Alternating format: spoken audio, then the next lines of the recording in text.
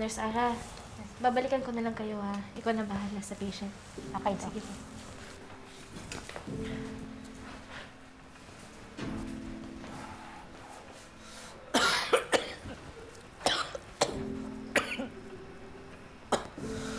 Wala kayong magiging say dahil hindi kayo medical professional.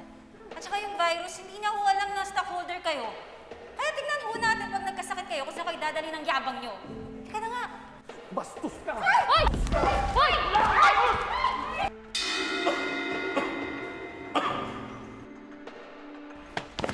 Kung hindi ka naman makakatulong sa problema, eh huwag ka nang dumagdag. Nilalagyan na nga namin yung buhay namin sa panganib eh. Bakit ganyan ka makatingin? Hindi mo ba ako nakikilala? Ah, Doktora Santos of Apex Medical Center.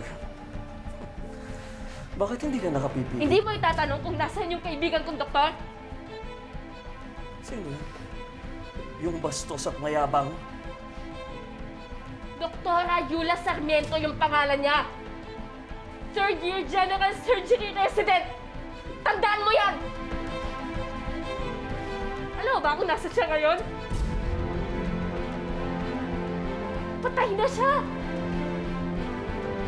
Nang dahil sa'yo! Kasi di ba, inubuhan mo siya kasi trip mo lang? Natatandaan mo, di ba? Sumagot ka! Alam mo ba kung anong dapat gagawin niya pagkatapos nito?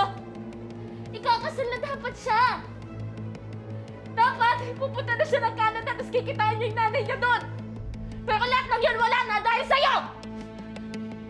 Kasi inubuhan mo siya kasi bastos ka eh! Kasi ang taas na tingin mo sa sarili mo! At tinatanong mo bakit hindi ako naka-PPE ngayon? Kasi pasyente na ako! Kasi nahawa ako kay Dr. Ayula! Nang dahil sa'yo!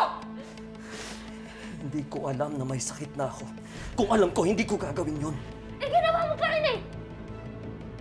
Ginawa mo pa rin at ngayon may namatay na doktor na sana tumutulong sa maraming pasyente!